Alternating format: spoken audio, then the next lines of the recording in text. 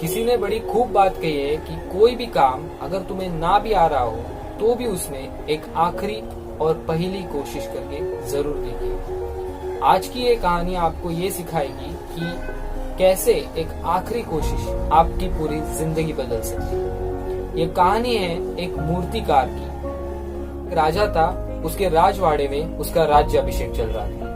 राज्याभिषेक के लिए बहुत सारे राज्यों से मंत्री, अलग देशों के राजा और उसकी जनता भी वहाँ पे उपस्थित थे। सभी लोग बहुत खुश थे। सभी ने राजा को बहुत सारे उपहार भी दिए। उसी में से एक व्यक्ति ने राजा को एक पत्थर दिया। वो पत्थर राजा को बहुत ही ज्यादा अच्छा लगा।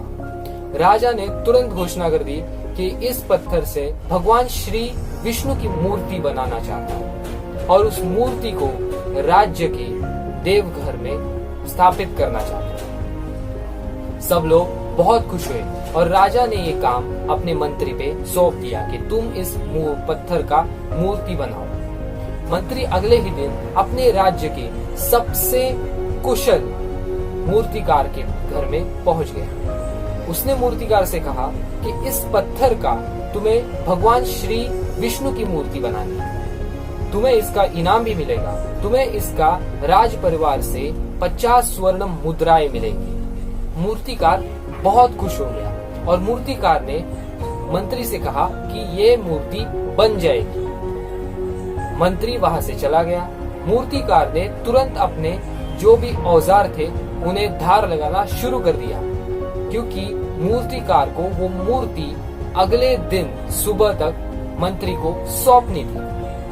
तो मूर्तिकार ने उस पत्थर पे हथौड़ा और छेनी से बहुत सारे वार किए, पर एक चौंकने वाली बात उसे दिखाई दी कि इतने वार उसने किए तो भी वो पत्थर टूटने का नाम नहीं ले रहा था।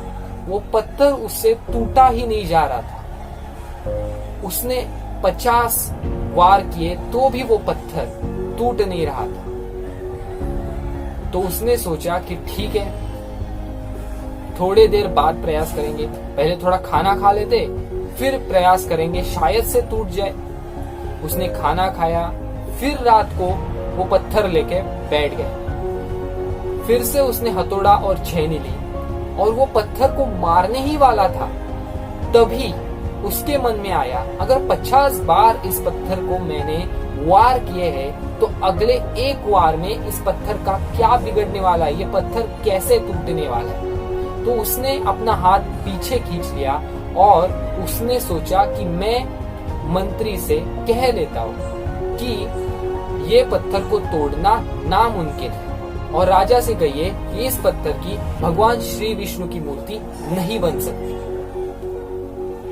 तो अगले दिन उस मूर्तिकार ने मंत्री को वो पत्थर सौंप दिया, ये कहते हुए कि ये पत्थर टूटने का नाम ही नहीं ले रहा, ये पत्थर कभी भी टूट ही नहीं सकता। और वो वहां से चला गया। पर मंत्री को तो उस पत्थर से भगवान श्री विष्णु की मूर्ति तो बनानी ही थी, क्योंकि उसके राजा की वो आदेश था। वो अपने राज्य में से एक साधारण मूर्तिकार के पास पहुंच गया। उस मंत्री ने उससे कहा, इस पत्थर की मुझे श्री विष्णु की मूर्ति बना के दो। मूर्तिकार ने कहा ठीक है। मंत्री ने कहा कि अगर तुमने ऐसा कर दिया तो तुम्हें 50 स्वर्ण मुद्रा की इनाम भी मिलेगा। वो मूर्तिकार बहुत खुश हो गया। पर मंत्री ने कहा कि अभी तुम मुझे इस पत्थर को तोड़ के दिखाओ। तो उस साधारण शिल्पकार ने, मूर्तिकार ने अपना हथौड़ा और छेनी लाई और उस पत्थर पे सिर्फ एक वार किए और वो पत्थर टूट गया। और फिर उस मूर्तिकार ने बहुत ही आसानी से भगवान श्री विष्णु की मूर्ति उस पत्थर से बना दी और उसे 50 स्वर्ण मुद्रा का इनाम भी राज परिवार से मिला। इस कहानी की सीख क्या है? बहुत बार हम किसी एक चीज में फेल हो जाते हैं तो हम उस चीज को वापस करने का कभी प्रयास नहीं करते। हम सोचते हैं कि इतने बार मैंने प्रयास किया तो भी ये चीज नहीं हो पाई मुझसे, तो अभी एक बार प्रयास करूंगा तो ये चीज मुझसे कैसे होगी। पर ऐसा नहीं है दोस्तों। क्या बता वो एक बार का प्रयास ही आपको आपके सफलता के, आपको आपके गोल्स के करीब ले जाने में सक्षम था। पर आपने वो एक ही प्रयास नहीं किया और आप जहाँ थे वहां ही रह गए। इस कहानी से सिर्फ यही सीख लो, हार मत मानो। 2-3 बार प्रयास किए और आपको अगर रिजल्ट्स ना भी मिले तो भी एक बार और प्रयास करके देखो, क्योंकि क्या बता वो एक बार का जो प्रयास आप छोड़ रहे हो, वही प्रयास आपका जिंदगी बदल सकती है। उस मूर्तिकार के साथ यही हुआ।